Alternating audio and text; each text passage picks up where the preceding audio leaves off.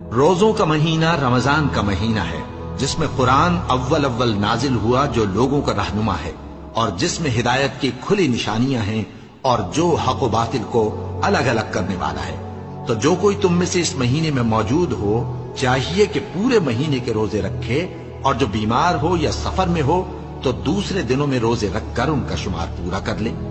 اللہ تمہارے حق میں آسانی چاہتا ہے اور سختی نہیں چاہتا، اور یہ آسانی کا حکم اس لیے دیا گیا ہے کہ تم روزوں کا شمار پورا کر لو، اور اس احسان کے بدلے کہ اللہ نے تم کو ہدایت بخشی ہے تم اس کو بزرگی سے یاد کرو اور اس کا شکر کرو۔